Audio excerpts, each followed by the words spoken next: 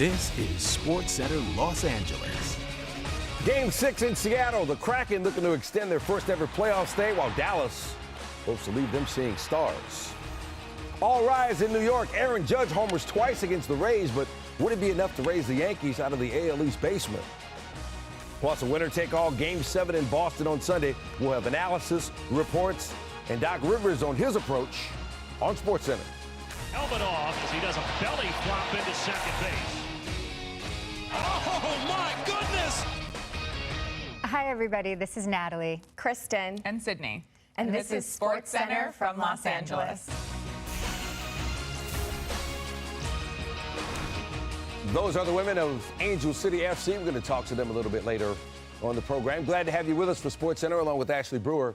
I'm Stan Verrett. No games in the NBA playoffs Saturday, but we will look ahead to Sunday's Game 7 in Boston and the Western Conference Finals for the Lakers and Nuggets with guest analyst Danny Green a little bit later. But Ash, let's hit the ice first. Let's do it. The big question in the Stanley Cup playoffs on Saturday, would we get a Game 7 in hockey? Yes, please. The Seattle Kraken took down the champs in a first-round Game 7. They look to push for a second-round bout with Dallas, too.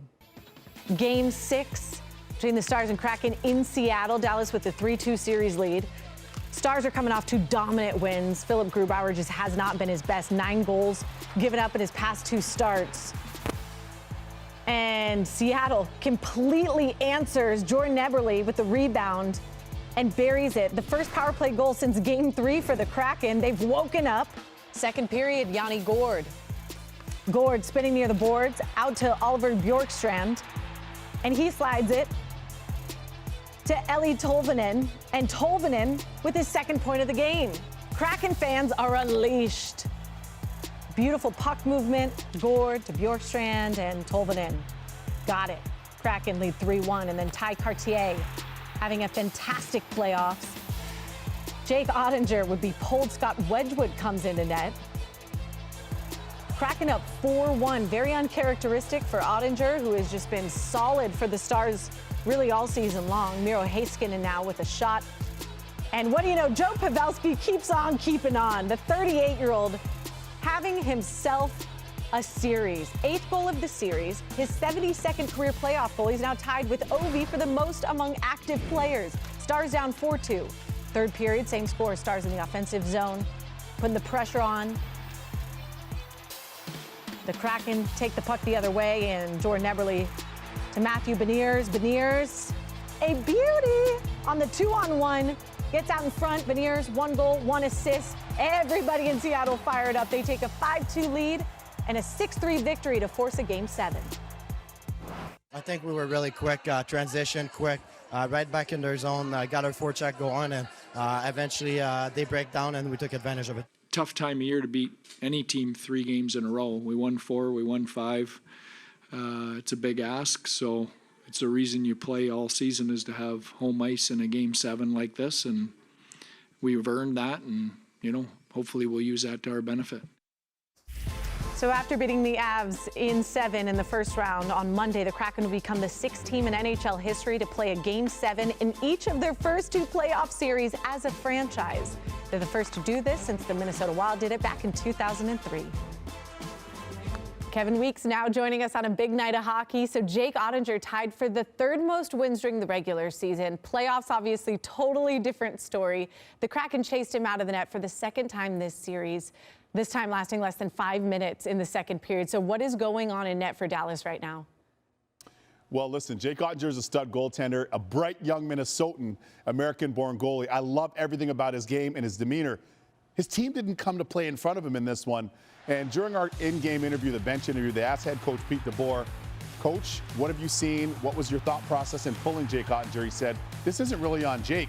This is more a case of trying to get the attention of our guys. They didn't start on time. They were hemmed in, the Dallas Stars, in the first period. They got outshot heavily 16-5.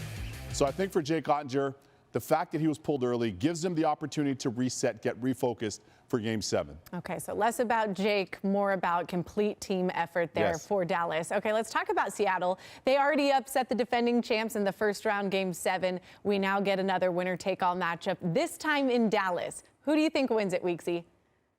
Wow, it's tough because I got to give Seattle so much credit for as well as they've played. playing without any pressure. They've exceeded expectations. The huge turnaround from last year to this season, and as you mentioned, they were able to dispose of the Stanley Cup champ Colorado Avalanche in the first round. All that being said, they're going back to the Lone Star State. I think the Dallas Stars are going to lock it down, play better defensively. They have a few more game breakers offensively. I say the Dallas Stars end up winning Game 7. All right, Game 7 in Dallas on Monday on ESPN. We'll see you then. Thank you so much, Kevin. Anytime. Thanks so much, Ash. All right, Sunday, the Rays came back from 6 runs down to beat the Yankees. It was New York's turn to try to come back Saturday in the Bronx to see the Rays. Best record in baseball coming in. Top 5, Rays up 1-0. Yandy Diaz with the bases loaded. He's unloading. Grand slam, first one of his career. Rays up 5-0. He's also got an 11-game hit streak. Later in the inning, Randy Arozarena up with a runner on third. DJ LeMahieu in time. But Arozarena immediately sets the challenge, and on the replay, we see it was not in time. So the run scored. Rays go up 6-0 in the 5th. Same lead the Yankees had last Sunday when the Rays came back to win 8-7 against Garrett Cole. Bottom of the 5th, Kyle Higashioka with a runner on. Shane McClanahan, and that one is gone. 2-run home run for Higashioka. All of a sudden, it's 6-2. Later in the inning, Aaron Judge at the plate with a runner on. Judge going a long way the other way. First home run for Judge since April 19th against the Angels. He had that hip injury that sidelined him. First time McClanahan has allowed 4 earned runs in an inning. It's 6-4. We go bottom 6. Yankees down 6-5 now. Judge up again with a runner on. Ryan Thompson this time, but same result. Judge with his 8th of the season, 13th multi-home run game at Yankee Stadium. That's tied for 4th in the Yankees' storied history. 29th multi-home run game overall. It's 7-6. Later in the inning, Oswald Cabrera with the bases loaded. 1-run scores. Here comes LeMahieu. He gets in ahead of the tag as well. 2-run single for Cabrera. Yankees up 9-6. Rays not going away quietly, though. Top 7. Arozarena at the plate. Runners on 2nd and 3rd. That's going to get through and drive in both. Another big hit for Arozarena. Rays trailing 9-8. We go top 9 now. Rays down to their final out. Tying run on base for Brandon Lau. Wandy Peralta gets him to put one in the air. Cabrera's got it, and that's the ball game. Yankees turn the tables on the Rays from Sunday. They win at 9-8. Tampa Bay's lost 5 of 8 now. Padres trying to avoid losing their 5th straight game, and Joe Musgrove on the bump who hasn't had much luck against the Dodgers. 0-6 in his career against LA in 10 starts, and JD Martinez, second game back, he was dealing with some lower back tightness, missed 15 games, and he's like, I'm back in a big way with that jack. His 5th home run of the season, a 3-run shot. It's a 3-1 Dodgers lead. Top of 6, Padres down 4-2, tying runs on base for Xander Bogaerts. Bogaerts bounces it to Julio Urias. It's a 1-4-3 double play. You know what 1-4-3 stands for? I love it. Or I love you, I guess. Urias would be like, I love you, baseball, and my teammates. Pitchers are people, too. The athleticism from Urias. Top of 9, still 4-2. Brusdar Graterol in for the save. Bogaerts to 3rd. Max Muncy, bare hand. Oh, and the splits at the other end. Now, Bob Melvin will challenge. He's called out initially, but the call is overturned. Bogaerts is safe. So another base hit. Graterol is pulled, not thrilled about it. What did the Seeds ever do to you? Caleb Ferguson in to face Jake Cronenworth. Ferguson became a dad this week and got that dad strength to close things out. Dodgers win 4-2. Playoffs is a game of chess. Sometimes you put a little bit too much pressure on yourself, but for the most part tonight, we just fought. A reverse over Embiid. Big time shot. A huge start here. Fires over Embiid. Got it! Jason Tatum, welcome to Philadelphia. Game 7, I'm excited to go back and kind of like redeem ourselves in front of our own crowd. Game 7, that's why you play. Everybody has to step up, starting with me. Everybody else has to do their job, and everybody has to show up. Either the 76ers or the Celtics will fill out the NBA's Final Four after Game 7 on Sunday in Boston. Took that incredible pivot from Jason Tatum to get the Celtics to Game 7. He scored 16 points in the 4th quarter of Game 6 after scoring just 3 before that. So now let's look ahead to the deciding game with reports on both teams, beginning with Jamal Collier and the Celtics. When Celtics head coach Joe Mazzulla told Derek White that he was going to be moving out of the starting lineup in favor of Robert Williams, White really took no issue with it. In fact, most Celtics players were ecstatic about the idea that Time Lord was going to be back in the starting lineup, an adjustment they thought was key to winning Game 6, and they hope will carry over for Game 7 on Sunday. Now, Marcus Smart did acknowledge that some of the criticism for Boston's first-year head coach was warranted, but Smart has continued to support Mazzulla throughout the process. Mazzulla was not the Celtics coach when they won a pair of Game 7s last year on the way to the NBA Finals, but he was a part of the staff, and these two have been through wars together. And as Smart says, Joe believes in us and he loves us, and vice versa, we believe in him and love him. The Philadelphia 76ers know they let an opportunity slip away from them in Game 6, but that hasn't removed their optimism heading into Game 7. Sixers coach Doc Rivers said his team wasn't feeling defeated in the post-game locker room. Several players said the shots Philly missed in Game 6 will fall in Game 7. And it's a team that knows it can win in Boston, having already done so twice in this series. That was the message from the NBA's MVP, Joel Embiid, heading into arguably the biggest game of his career. We know what we've got to do, Embiid said. We've got to respond and got to go win. Embiid and the Sixers looking to reach the Eastern Conference Finals for the first time since 2001. That squad got all the way to the finals with Allen Iverson. Philly has lost 4 straight games with a chance to clinch a conference finals berth since then, and has lost in this conference semifinal round in 4 of the previous 5 years. After the Suns were blown out in a playoff elimination game for the second consecutive season, the Suns decided to dismiss head coach Monty Williams, according to Adrian Wojnarowski, who says that owner Matt Ishbia made the decision himself. The 2-time Coach of the Year helped the Suns to their first finals appearance in 20 years back in 2021 and won 63% of his games in 4 years as Phoenix head coach. Williams took over a Suns team that had the worst record in the NBA over the previous 4 seasons. He soon turned them into a contender that made an NBA Finals and had a franchise record 64-win season. But ultimately, the Suns chose to move on after those back-to-back 25-point losses in elimination games. All right, Danny Green now joining us, and I have to get your thoughts on this. Monty Williams out at Phoenix. What do you think? I'm very surprised, but with this business, you know how it goes. Nobody's safe. It's a what have you done for me lately type of league.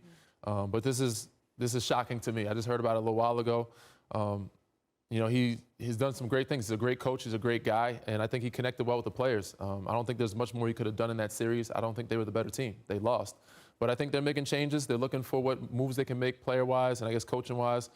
So, you know, he caught the short end of the stick. And like you said off camera, he will get an opportunity elsewhere. Oh, I believe so. So he's a great guy. He'll definitely find another spot, a great spot. Also a great guy, Danny Green. Thank you so much. Thank you. The Suns released this statement on Saturday with President of Basketball Operations James Jones saying this: Monty has been foundational to our success over the past 4 seasons. We are filled with gratitude for everything Monty has contributed to the Suns and to the Valley community. While it was difficult for me to make this decision, I look forward to continuing the work to build a championship team. We have much more to come on SportsCenter from LA. Much more on the Sixers Celtics. Danny Green will rejoin us to break down the win or go home scenario. Plus, we crown a champion. Would the Renegades or Defenders celebrate not only with the XFL trophy, but with The Rock himself? And Angel City FC's Sydney Leroux and Kristen Press join investor Natalie Portman in studio to discuss their new documentary and the path to pay equity in women's sports. It's all coming up. Stay tuned.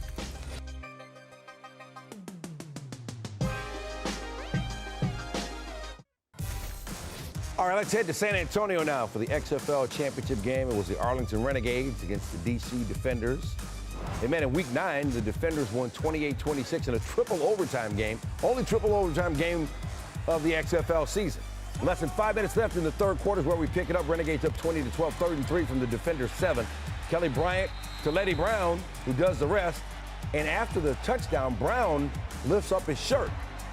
What's going on there? I lost my dad October 19th of last year. And the last thing he had told me is to keep chasing my dream. and it's been a rough road, but I'm still out here chasing my dream, and now I'm playing in the XFL championship. Later in the third, Renegades up 26-20. First and 10 from the defender's third to Luis Perez. Going back to Brown, and he's got another one for Dad. Second touchdown of the day. First player with a rushing and receiving touchdown in the same game in the XFL this season. Renegades up 32-20. Fourth quarter, less than 2 minutes to play. Defenders trying to mount a comeback down 35-20. Jordan Ta'amu to Josh Hammond. Breaking tackles, getting there. Defenders would not get the 2-point conversion, but it's a one-score game, 35-26. Per XFL rules, defenders trying a 4th and 15 conversion from their own 25 to keep the ball. Ta'amu looking for Hammond, but Cravon LeBlanc says, I'll take that. And Bob Stoops going to get a bath as the Renegades take it 35-26 to take the XFL championship. We got a great group of guys, great coaches, great support staff. Everybody's awesome. Great culture. I came right in, I fit in, and this is the result of it. There's no such thing as giving up in my book. You can't really give up because to me that doesn't exist. You got to just keep going. When you have a dream and you want something so bad, you'll find a way to get it done. And shoot, we're champs. All right, back to baseball. The Braves 0-7 in their last 7 meetings against the Blue Jays. And Marcell Ozuna starting things out here in the top of the second. We got a 2-0 lead for the Braves with Ozuna's 5th homer of the month of May, tied for the most in Major League Baseball. Now top of 5th, Blue Jays down 1. Jose Barrios pitching to Eddie Rosario, 2 outs, men on the corner, and ooh, we'll see on top plays, George Springer. Not that I make them, but I can guess that that's pretty special. And his pitcher knows it too. Blue Jays still trail 2-1. Bottom of 5, same score. Bo Bichette with 2 outs, and he floats one just into first base, and as it falls to right field, Blue Jays tie it at 2. As a runner comes in to score, and then bottom of 7, Bichette back up. Bo knows how to drive in runs. His second RBI of the day. Blue Jays lead 3-2. Bottom of 8, now a 4-2 game. Man on third, 2 outs for Danny Jansen. Jansen, take that. Drills the ball to the corner, bounces off the wall. Jansen, good with a double. Blue Jays scored 5 unanswered to go on to win 5-2. And after an 8-game losing streak, the Cardinals have gone 4-1 over the last 5. And we're going to get this thing started in the top of the 9th. Kenley Jansen in to close the game. Red Sox up 3-1. And he goes into his motion before Contreras is set in the batter's box. That's a pitch time violation for Jansen. That means ball 4. Contreras goes to first. 2 batters later, Nolan Gorman, the young stud, with a shot to right. And it'll bounce to the wall as Paul Goldschmidt will score on an RBI double. The Cardinals cut it to a 3-2 game. Uh-oh. 2 batters later, Alec Burleson up. And Burleson with a chopper up the middle. The Red Sox forcing out his second, but a bad throw to first allows Contreras and Gorman to score. Cardinals now take a 4-3 lead. Oh, boy. Bottom of the 9th, same score. Runner on first, 2 outs, Reese McGuire. What do you got? A comeback? Nope. Kenley's 3rd blown save this year as the Cardinals come from behind to win it in the 9th, 4-3. The WNBA had 16 teams at one point, but it has had only 12 franchises since 2010. Expansion is in the plans, and there's been lots of speculation about where. The Bay Area, a likely choice for a new franchise. Stanford, of course, has a long-tenured fan base who support the women's game, and a couple of ownership groups are reportedly interested in bringing a team there. Toronto also thought to be on the short list for expansion, with Maple Leaf Sports and Entertainment leading the effort there. They own the Maple Leafs, the Raptors, the Toronto FC Soccer Club, and the Argonauts in the CFL. And the city made a compelling case for a franchise on Saturday. How about this? A sold-out crowd of more than 19,000 for a preseason game between the Lynx and the Sky. You give us the opportunity to go places and to do things like this happen. This is a sold-out crowd here in Canada. You know, they were dying to see a WNBA game. There's little girls out there that aspire to be into the WNBA. So, you know, if they can see it, they can be it. Kalia Copper summing up the significance perfectly. Early 3rd quarter. 3rd-round pick Taylor Soule from Virginia Tech with a deflection and the layup. Lynx up 8. Another rookie, Robin Parks, out of VCU. puts a Sky up by 1 with a three-pointer. Now 3 minutes to go in the game. Tied at 72. Second-round pick Kayana Traylor, another former Hokie, knocking down the 3 ball. She had 17. Rookie showing out. Sky up 2, but final minute, Sky up 6. Time for some veteran leadership. Copper, the hezzy, and then the finish. Copper, 18 points, 9 rebounds. The Sky win the first ever Canada game in WNBA, 82-74. They meet in the regular season opener next weekend. Oh, man, I'm excited to watch how this unfolds. Aaliyah Boston and the Fever welcoming the Wings, the first overall pick, getting to work. Boston, the South Carolina former NCAA champion, making shots, tough shots, that is. Fever down 3. I mean, not only did she win a championship with the Gamecocks, but she won pretty much every individual award. Most outstanding player in the tournament, Naismith Player of the Year, John Wooden Award. I mean, what will she do in the WNBA? We're about to find out, but she's showing off those moves with that beautiful layup. Boston would finish with 8 points. She would foul out. The Fever win. Bright future ahead for her. Still to come with the season on the line Sunday, 76ers and Celtics. No strangers to Game 7s. Who holds the edge heading into the eliminator? Danny Green back with us with his answer coming up.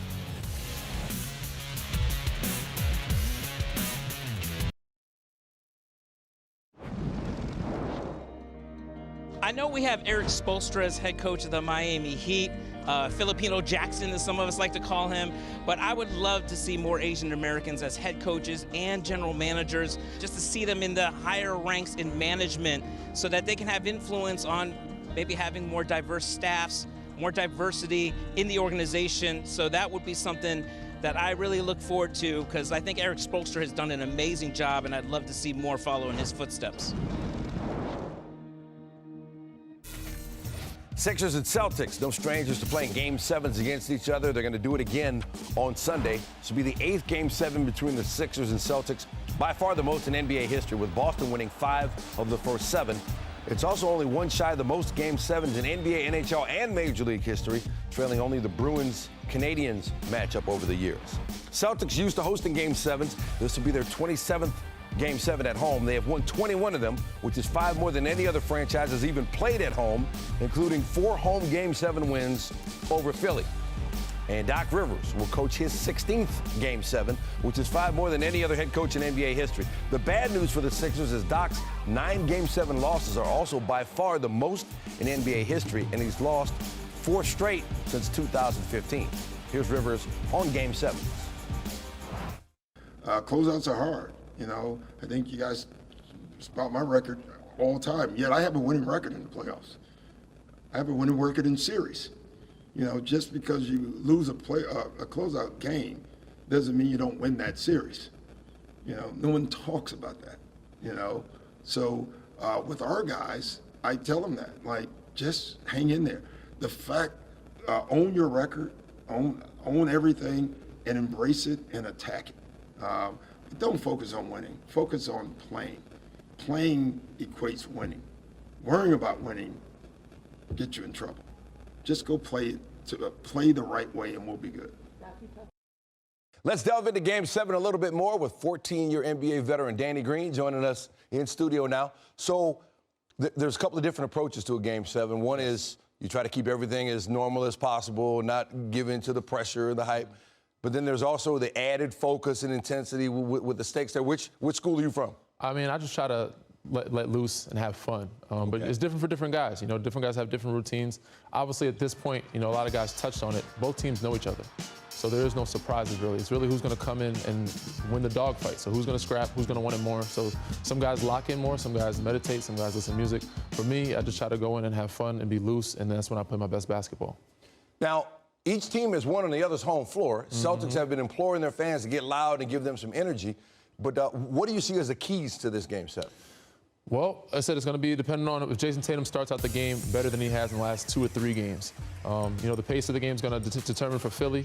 I think Boston has the edge with the crowd behind them, but it's with a 50-50 toss-up, really, because both these teams, you don't know what team's going to show up that night, who's going to be who. I think it's going to be a great game, but I think Boston has the edge at being at home. What about Joel Embiid, MVP? This is the moments you need him most. Yes. You know him, play with him. How do you think he responds? I think he responds in a big way, and that's why you can't count Philly out. Any other team, I would say Boston's got it. They got to 7. Series is over. But because Philly has Joel, when you have that guy and the way he played last game, and because he didn't touch the ball in the last 3.5 minutes, 4 minutes, I think he's going to respond in a big way and give Philly a chance, if not, win the game from him. Tuesday night, Western Conference Finals get underway. Lakers and the Nuggets. What do you see as the key matchups in that one? I think I know where you're going. I think everybody knows the matchup they're looking at. They're looking at AD and Jokic. Now, if AD stays healthy, there's not many teams that can beat the Lakers in this league. That's going to be a big if. But Jokic and the Nuggets as well. They're a tough team, so it's going to be a 6-7 game series. I do like Denver with the edge on this one. Denver has more of their others with more experience. The Lakers have a lot of guys don't have as much playoff experience, but they are playing great, and it's going to be determined what other guys step up. It's funny, we've been talking about the Lakers and talking a lot about Anthony Davis, and it's almost like LeBron James has been a Hall of Fame afterthought. Yeah. But in that closeout game against the Warriors, second half especially, he made the correct play every trip down the floor. It was amazing to watch. Well, LeBron's a guy that you can count on every night. The guy that makes them go and win and be successful is Anthony Davis. LeBron's so stable and been consistent, and that's just great. We take him for granted for 20 years, and you know he's going to bring to the table. It's really what AD does and what the other guys do is how far the Lakers are going to go. Danny Green with us on SportsCenter. Meanwhile, the Warriors season ended Friday night in Los Angeles as the Lakers eliminated them in Game 6. And so a very challenging offseason of decisions begins now for Golden State. How much of the championship makeup that produced those 4 titles is still there, and how do they manage their roster moving forward? One of the key players involved is Jordan Poole. I mean, we ready to the second round of the playoffs. You know, we had a good season, and guys stepped up, had a lot of exciting moments. So, I mean, I don't think there's anything that was, changing anything a lot. Learned a lot, grew a lot. A lot of exciting moments throughout the course of the season. Made it to our second playoffs. It was a good season. Obviously, we want to go further and want to still be fighting for a championship, but the cards don't always pan out that way, but it was a lot to learn from and a lot of takeaways. And what was, I guess, the organization's message in your meeting here with the exit interview before coming over here about what they want to see from you? Well, not sure I can share that information. So now looking to the offseason, Steph Curry signed for the long haul, 3 years, $167 million left on his deal. But the other 2 players in the Warriors core group have deals coming up soon. Draymond Green, $27.6 million player option, and Klay Thompson has just 1 year left on his deal at $43 million. So it's all part of a roster that could cost more than $500 million in salaries and taxes next year if Green returns. Buccaneers head coach Todd Bowles had an excused absence from Tampa Bay's minicamp practice on Saturday. He was attending his graduation from Mount St. Mary's University in Maryland. Bowles left Temple for the NFL in 1986, but he promised his mom he would get his degree. So 37 years later, he finished up his bachelor's in youth and community development at 59 years old. Danny Kellington also took part in a graduation ceremony. The Buffalo Bills assistant athletic trainer delivered the commencement address Saturday at Oklahoma State University. His message to graduates: to trust that their training and experience will have them prepared for anything. He did exactly that when he performed life-saving CPR on Damar Hamlin when he collapsed on January 2nd during a Monday night football game. Kellington graduated with a Bachelor of Science degree in Health and Human Performance at Oklahoma State back in 2000. I was not a hero on January 2nd. I was ready. I was ready because I dedicated my life to this work and because I had the support of my friends, my family, and my mentors. They helped make me the person I am today. Without those who cared about my success, I would never have been ready. On January 2nd, by the grace of God, and with years of practice and preparation, Damar Hamlin has a happy ending. Well, he's a hero to us and so many. Coming up, it is an Angel City party in studio as Natalie Portman, Kristen Press, and Cindy LaRue join the show to discuss their journeys to bringing women's soccer to Los Angeles.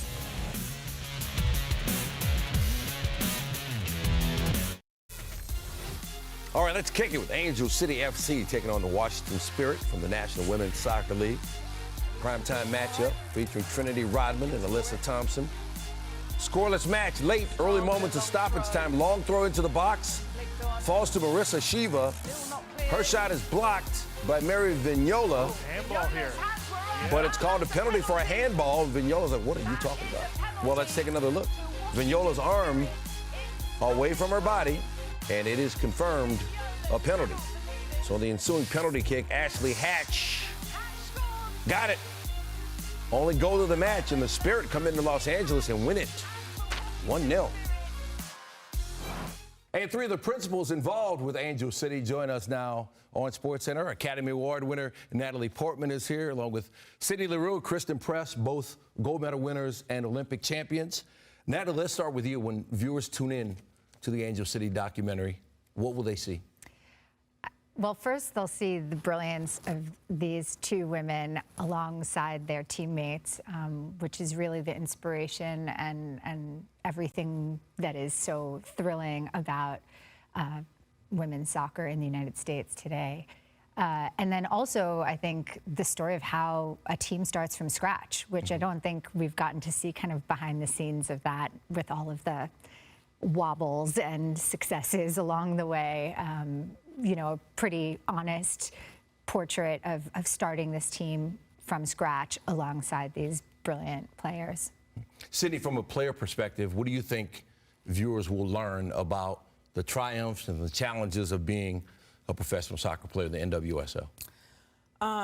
I've been in the NWSL from day one, and so I started off in Boston, and to see how far the league has come, I mean, people have no idea. I mean, Press, you can attest to that. But it's been an amazing journey, but being a part of Angel City has been really special, and seeing what they've done, you know, and what they want to do and continue to do for women's sports and women's soccer in LA is amazing. So I'm happy to be a part of that.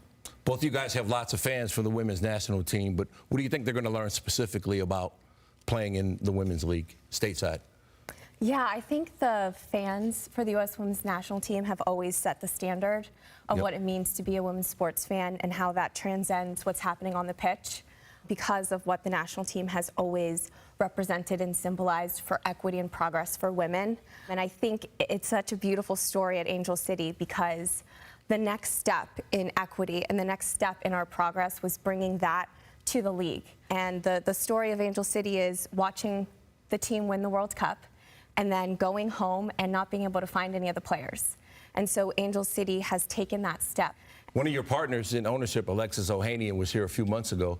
He said he invests in ventures with billion-dollar potential, and he saw an unlimited future for women's soccer here stateside. What drove your passion in this? I'm sure you get offers to be involved in all sorts of things. What drove your passion for this project specifically? I watched my son watch the Women's World Cup with the same passion and love for the game and the players as he did the Men's World Cup. And I thought, what a different world it would be if kids could grow up seeing their female athletes in the same light they see their male athletes, all genders of kids. There's so many people say, oh, not as many people watch women's sports, or not as many people care about it. If you don't invest in it, if you don't give it the same advertising dollars, if you don't give it the same sponsorship dollars, if you don't give it the same slots on prominent networks when games are broadcast, you can't compare it. And so you see this enormous potential for growth because it's already so popular without any of that support. So it's like, if you give it that support,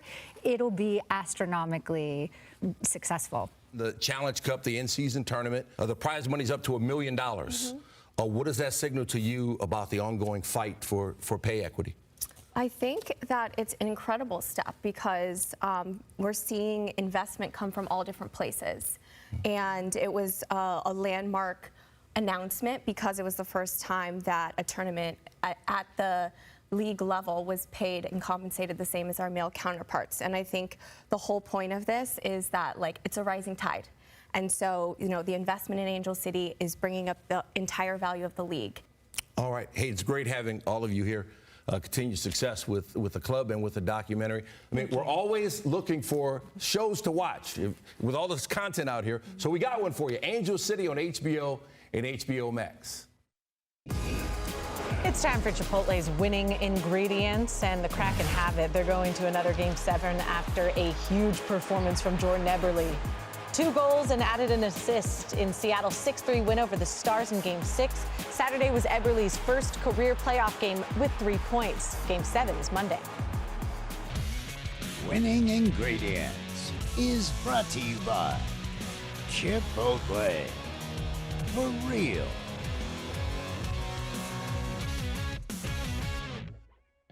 They're not home runs here. This is Los Angeles. We're going Rodeo Drive and get your wallets out. Angels, Guardians, Angels up 6-4, bottom of 8. It's Brian Tepera on the bump, and Josh Naylor nails that one out of the park. Watch that thing fly to the fans. 376 feet. Guardians would go on to win. Phillies visiting the Rockies, and when I say Phillies, you already know last year's MVP Bryce Harper back, wasting no time. 439 feet with an exit velo of 110 miles per hour. Taking that curveball for a ride. Phillies close it out and win 7-4. Now you must see this. Royals pitcher Zach Greinke continuing to make history with a strikeout of Joey Wiemer to end the 5th inning Saturday right there. Greinke became just the 5th player ever to strike out 1,000 different batters over a career. Brewers would go on to win 4-3. Kind of a noble catch. Oh, my. That is a SportsCenter top 10 play.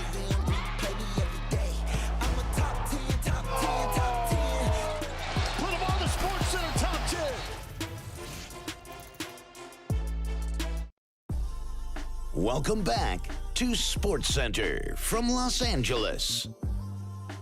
ESPN analyst Debbie Antonelli celebrated Mother's Day by hosting a nothing but net event Saturday. She makes 100 free throws every hour for 24 hours. Wow. That's 2,400 in total to raise money for the Special Olympics. Debbie's son Frankie has Down syndrome.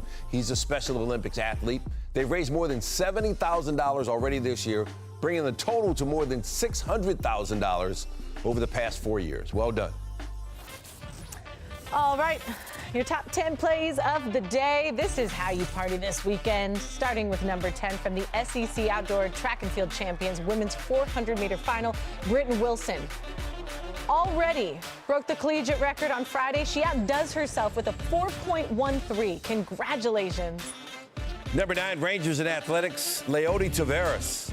Foul ball down the line. Jace Peterson on his horse. Makes the grab and sticks the landing. Ooh. But the Athletics lost 5-0. I love how the whole team rushed to have his back. Number 8, college softball, and it's Kayla Rogers in the outfield as she races and going and leaping and grabbed it. Grand Canyon getting it done. You know, the Suns got eliminated, so one Phoenix team has got to step it up.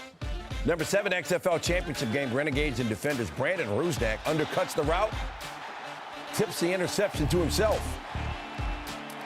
Come on, you were down. You were down. We know it. Hey, but still, that's an athletic play. Great concentration there from Rusnak. Renegades win the XFL championship 35-26. Number 6, top-ranked boxing. Gabriel Flores Jr. goes night-night to Derek Murray. Hits him with that nasty left hook for the KO. Number 5, more track, men's triple jump. 18-year-old freshman Jaden Hibbert of Arkansas. Collegiate record 58 feet 7.5 inches. Ooh. Breaks a 41-year-old record by a foot. Wow. At the SEC Outdoor Championships. A foot! Wasn't even close. Number 4, Pirates Orioles, Miguel Andujar. I knew it. When I saw it, I just knew it. Anthony Santander with a big-time grab at the wall. Robbery.